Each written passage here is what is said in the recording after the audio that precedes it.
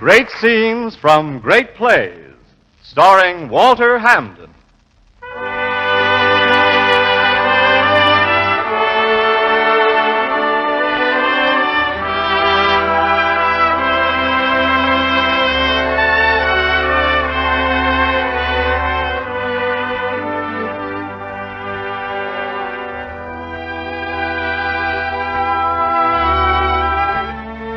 Good evening. This is John Daly. Beginning tonight, the families of the Episcopal Church in your community bring you each week at this time the Episcopal Actors Guild and invite you to share the dramatic inspiration of great scenes from great plays as transcribed by famous artists of the American theater. Our play tonight is Cyrano de Bergerac by Edmond Rostand, and our star in the role of the unforgettable Cyrano, the incomparable Walter Hamden. Thank you. Thank you, Mr. Daly. Mr. Hamden, knowing that Cyrano has been in your repertoire for many years, I'm sure that you feel it's a great play, not for any particular age, but for all time. Well, I'm convinced, Mr. Daly, that because of its romance, if for nothing else, Cyrano will remain forever young and forever new. But even more than that, the play's greatness lies in its power to lift us out of ourselves and so lead us toward a deeper spiritual understanding. And for that reason, I'm delighted to join with the Episcopal Actors Guild this evening in recreating two of its greatest scenes. I'm sure that the sheer nobility of Cyrano's character will illustrate the inspiration to which this new series is dedicated by the Episcopal families who sponsor it. As you're about to step into the role itself, Mr. Hamden, what about this amazing character, Cyrano? Well, I think Rostand pictures him best through the words of one of his friends, who said that Cyrano was the best friend and the bravest soul alive. Poet, swordsman, musician, philosopher. But even with all these attributes, Cyrano becomes sad and melancholy whenever he speaks about love. Think a moment, think of me. Me whom the plainest woman would despise. Me with this nose of mine that marches on before me by a quarter of an hour. Oh, I have no more illusions. Now and then, I may grow tender, walking alone in the blue cool of evening through some garden fresh with flowers after the benediction of the rain. My poor big devil of a nose inhales April, and so I follow with my eyes where some boy, with a girl upon his arm, passes a patch of silver. And I feel somehow, I wish I had a woman too, walking with little steps under the moon and holding my arm so and smiling. And I dream and I forget, and then I see the shadow of my profile on the wall. My friend, I have my bitter days, knowing myself so ugly, so alone. Cyrano never knew, even at his death, that his only great love was returned. That was the tragedy of his love for Roxane. Well, tonight we have Miss Anne Seymour to play Roxane, who creates grace in her own image, the personification of the adage that love is blind. So on now to Cyrano de Bergerac and the story of his love for the exquisite Roxane, who, alas, loves young Christian, a brother-in-arms from Cyrano's own regiment. But most of all, the story of how Cyrano wins Roxane for Christian, even as his own heart is breaking.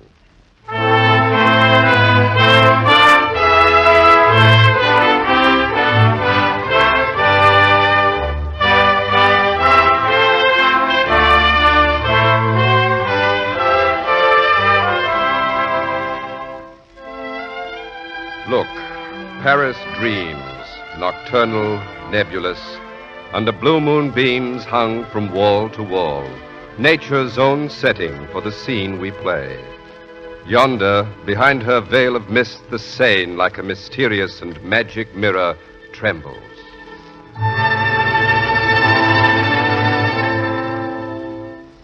Cyrano, hopelessly in love with Roxane, knows it is Christian she really loves.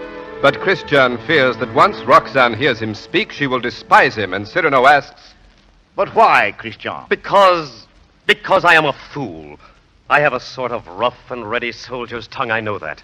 But with any woman, paralyzed, speechless, dumb, I can only look at them.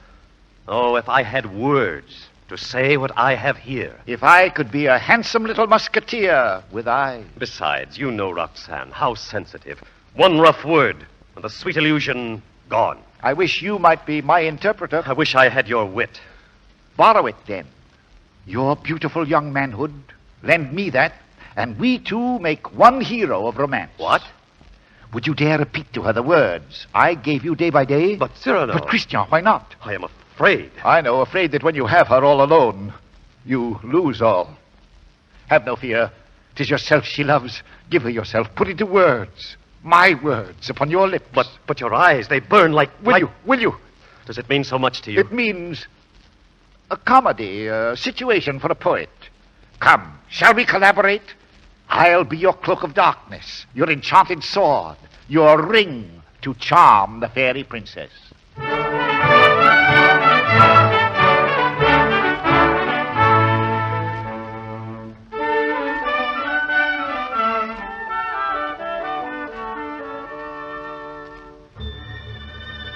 Now, in the Paris night, the two musketeers have come to Roxanne's garden.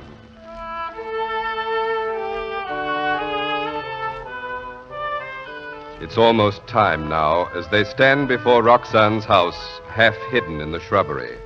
Over the door is a balcony and a tall window, and the two musketeers are all but indistinguishable in the darkness, except for the long white plume of Cyrano's hat, symbol of his courage. And now Christian appeals to Cyrano. Help me. I cannot live unless she loves me. Now, this moment. How the devil am I to teach you now, this moment? Look, up there, quick. Her window. Well. It does seem fairly dark. Let's try what can be done. Stand over there. Idiot, there, before the balcony. Let me stand underneath. I'll whisper you what to say. She may hear, she may. Call her. Roxanne. Wait, here. This gravel at her window. There. Who is calling? I, Christian, I had to tell you... I love you. Now be eloquent. You have your theme. Improvise, rhapsodize. I love you evermore. And ever more and more. And ever more and more. But tell me why you speak so haltingly. Christian, this grows too difficult. Let me stand there. I'll take your place before the balcony, and you take mine here underneath. Has your imagination gone lame? Your words tonight hesitate. Why? Through the warm summer gloom, they grope in darkness toward the light of you. My words, well aimed, find you more readily. My heart is open wide and waits for them, too large a mark to miss. Moreover, yours fall to me swiftly, mine will slowly rise. Yet not so slowly as they did at first. They've learned the way, and you have welcomed them. Am I so far above you now? So far, if you let fall upon me one hard word out of that height, you crush me. I'll come down. No. Stand you on the bench. Come nearer. No. And why so great a no? Let me enjoy the one moment I ever... my one chance to speak to you. Unseen. Unseen? Yes. How can you know what this moment means to me? You've never heard till now my own heart speaking. But tonight I indeed speak for the first time.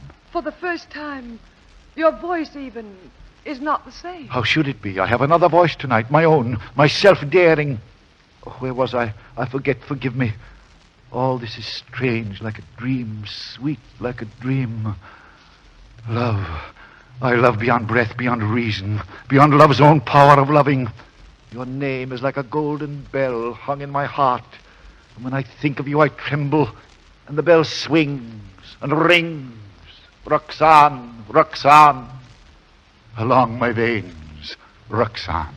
Yes, that is love. Yes, that is love. That wind of terrible and jealous beauty blowing over me. That dark fire. That music. Yet love seeketh not his own.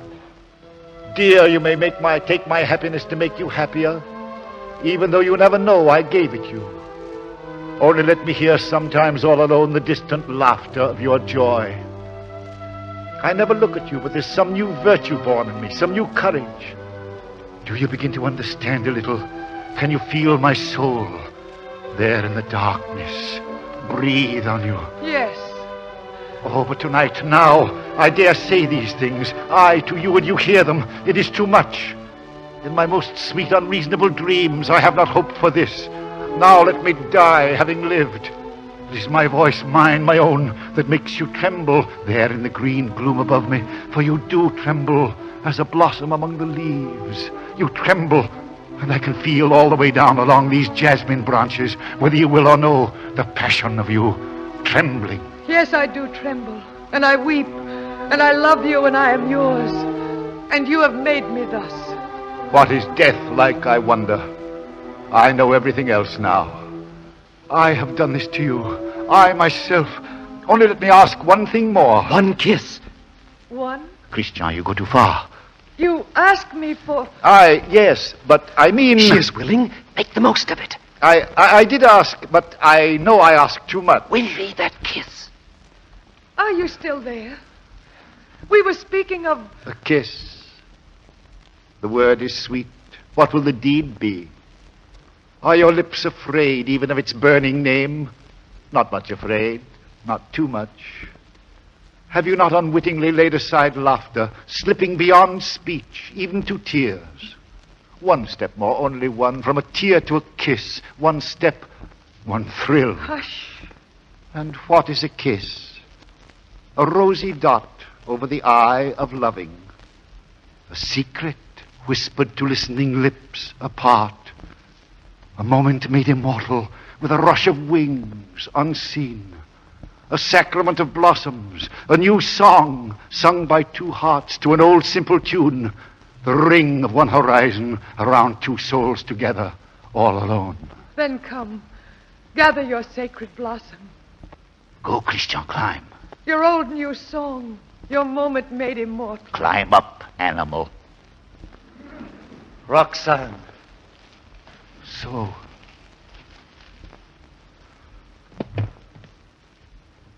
Christian. Roxanne. Ah, Roxanne. I've won what I've won, the feast of love. And I am Lazarus. Yet I've something here that is mine now, and was not mine before I spoke the words that won her. Not for me, kissing my words upon your lips.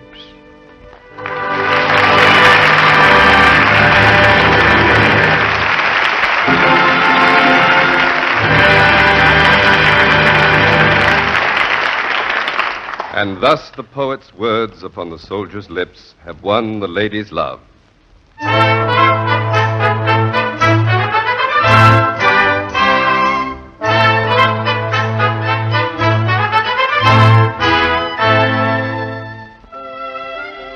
Now the setting for our second scene 15 years later. It is October. Christian has been killed in the wars. On his body was found a letter written on the battlefield. His farewell to Roxanne, which Cyrano had written for him. A letter stained with Christian's blood and Cyrano's tears. Roxanne retired to a convent. Cyrano, for 10 years, has been coming to visit her each week with news of Paris and the court. Above the still living green of the turf, all the foliage is red and yellow and brown. Leaves are falling everywhere, and Roxanne sits and talks with an old friend, De Guiche, once Cyrano's old enemy. And you remain here, wasting all that beauty, forever in mourning, Forever. and still faithful? And still faithful. And his last letter, always at your heart? It hangs here always at my heart. Sometimes I think he has not altogether died. Our hearts meet, and his love flows all around me, living. And Cyrano? I see him every week. My old friend takes the place of my gazette, brings me all the news. Every Saturday under that tree where you are now, his chair stands, if the day be fine. I wait for him embroidering.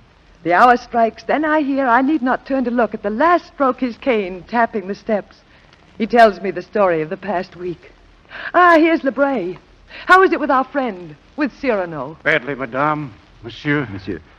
His satires make a host of enemies. But they fear that sword of his.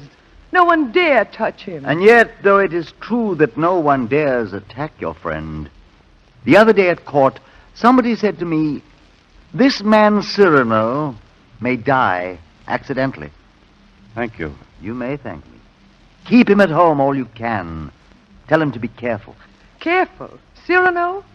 Tell him? Oh, no. He'll say I'll die upon what day and in what way I choose myself. Oh, but now 'tis almost time for him to come. So, gentlemen, you will forgive me. Of course, madame. Adieu. Adieu. Monsieur, your warning, Yes, Lebert. it comes too late. I could not tell her. She need not know so soon. I went to see him today, my friend. As I came near his door, I saw him coming out. I hurried on to join him. At the corner of the street, as he passed, could it be an accident, I wonder? At the window overhead, a lackey with a heavy log of wood let it fall. Cyrano! I ran to him. I found him lying there, a great hole in his head. Is he alive? Alive, yes, but I had to carry him up to his room. Is he suffering? No, unconscious. The doctor? One came for charity. He said fever and lesions of the, I forget those long names. Oh, if you had seen him there. Oh, let us go, quickly. There's no one to care for him. All alone, he may die.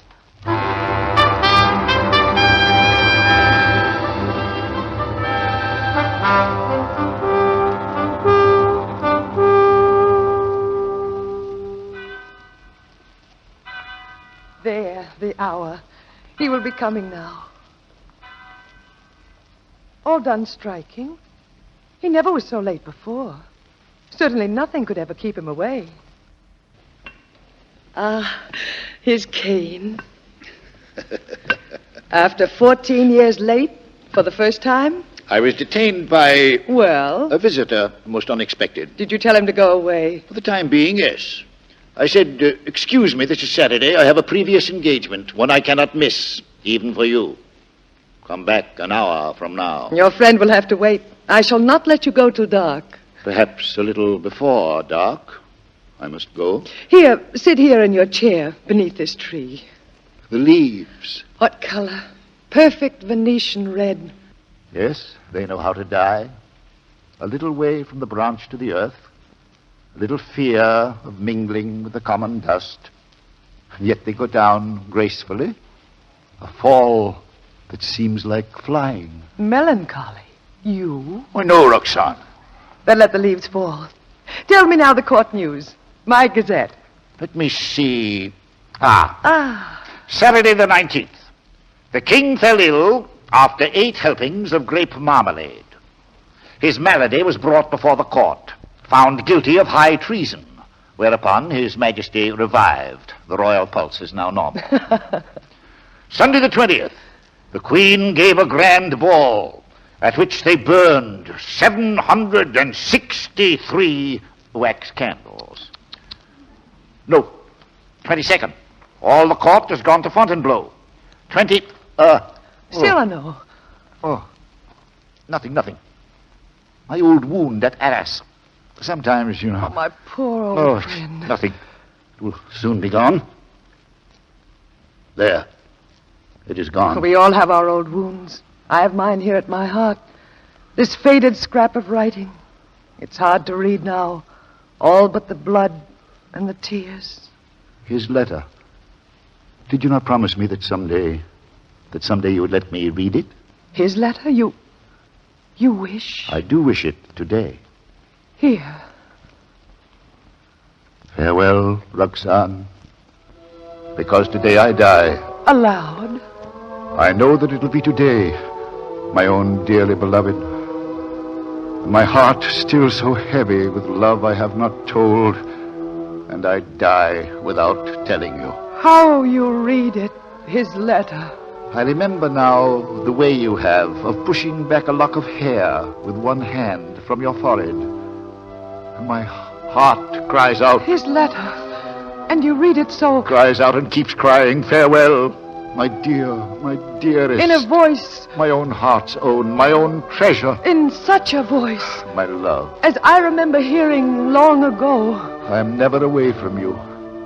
Even now I shall not leave you. In another world, I shall be still that one who loves you beyond measure, beyond... How can you read now? It is dark. And all these 14 years you have been the old friend who came to me to be amusing. Roxane. It was you. And I might have known every time that I heard you speak my name. No, it was not I. It was you. I swear. I understand everything else now. The letters, that was you. And the dear foolish words, that was you. No. And the voice in the dark, that was you. On my honor. And the soul, that was all you. I never loved you. Yes, you loved me. Even now you love me. No. And why so great a no? No, my own dear love, I love you not. How many things have died and are newborn? Why were you silent for so many years? All the while, every night and every day, you gave me nothing. You knew that. You knew here in this letter lying on my breast, your tears. You knew they were your tears. The blood was his. And why do you break that silence now, today? Why? Oh, because... Oh, nothing. I did not finish my Gazette. Saturday 26th, an hour or so before dinner, Monsieur de Bergerac died, foully murdered. Cyrano, what have they done to you? Struck down by the sword of a hero let me fall, steel in my heart and laughter on my lips. Yes, I said that once. How fate loves a jest. Behold me ambushed, taken in the rear, my battlefield a gutter, my noble foe a lackey with a log of wood. It seems too logical. I have missed everything, even my death. They're going to pray now. There goes the bell. Sister! Sister! No, do not go away. I may not still be here when you return. You shall not die. I love you. No, that is not in the story. Oh, my love. Philosopher and scientist, poet, musician, duelist, he flew high and fell back again. A pretty wit, whose like we lack, a lover, not like other men. Here lies Hercule Savinien de Cyrano de Bergerac, who was all things, and all in vain. Well, I must go. Pardon, I cannot stay. I never loved but one man in my life. And I have lost him twice. Oh, not here, not lying down. Let no one help me, no one. Only the tree is coming. I feel already shod with marble, gloved with lead. Let the old fellow come now. He shall find me on my feet, sword in hand. Oh, Cyrano. I can see him there. He grins. He's looking at my nose. That skeleton. What's that you say? Hopeless? Why, very well. But a man does not fight merely to win. No. Better to know one fights in vain. You there, who are you? I know you now, my ancient enemies. Falsehood, there, prejudice, compromise, cowardice. What's that? Surrender? No, never. Ah, you too. Vanity. I knew you would overthrow me in the end. No, I fight on. I fight on.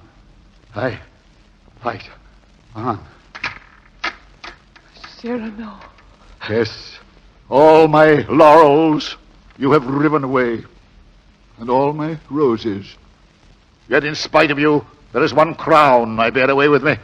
And tonight, when I enter before God, my salute shall sweep all the stars away from the blue threshold. One thing without stain, unspotted from the world, in spite of doom, my own. And that is... And that is... my white plume.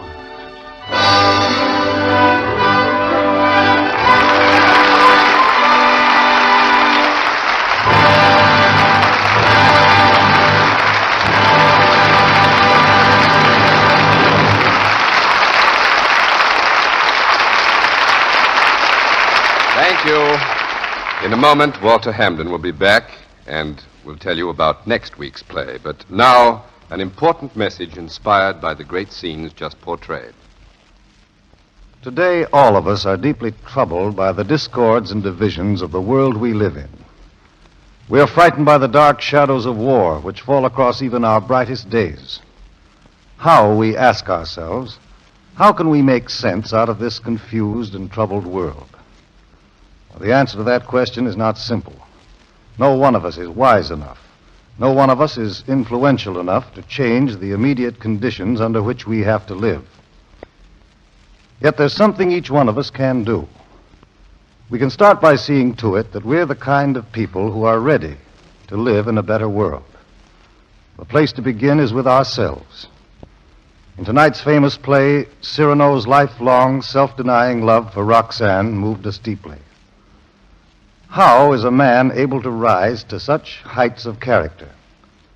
He did it not by crying out in bitterness over his physical ugliness. He did it not by turning his clever wit to destroy the happy marriage of Christian and Roxanne. He did it not by making over the circumstances in which he lived. He did it by making something out of himself. Now, to win any battle with yourself isn't easy, but it's easier if you have help. It's easier if you have encouragement. It's easier if you have guidance. One of the best ways to find such help is to seek it from the church through an experienced clergyman.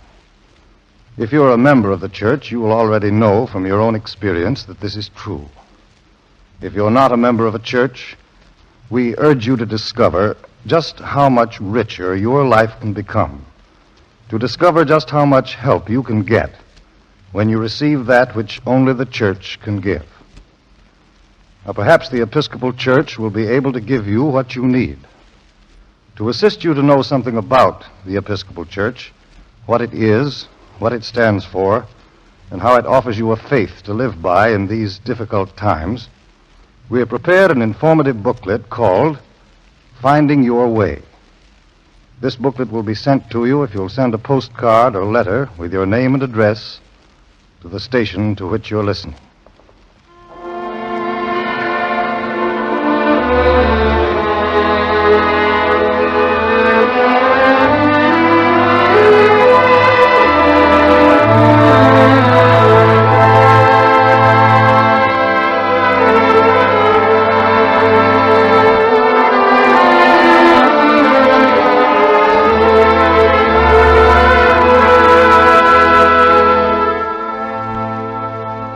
In a moment, Walter Hamden, tonight's star in Cyrano de Bergerac, will tell you about next week's great scenes from great plays. But first, Mr. Hamden, may I say how wonderful it was hearing you as Cyrano again. It was wonderful being here, Mr. Daly. And now, with your permission, I would like to announce, on behalf of the Episcopal Actors Guild, that beginning next week, Walter Hamden will return to this new series as your permanent host. As you have just heard, it will be my happy privilege to act as your host on this program in the weeks to come. My responsibilities will indeed be pleasant, since we have planned many evenings of delightful entertainment. You will hear many old favorites, inspiring plays that have made theatrical history. And here to bring them to life will be the most distinguished artists of the stage and screen, so that you may be truly assured of enjoying great scenes from great plays. Next week, it will be our pleasure to present The Corn is Green with the distinguished star of the American stage, Miss Jane Cowell. I hope you will join us. Now, an invitation from the Episcopal Church. The Episcopal Church in your community cordially invites you to attend services this Sunday morning. If you're not familiar with the location of your nearest Episcopal church or of the hours of service, you'll find both listed in your local newspaper or church directory. Your rector will be happy to have you join the Episcopal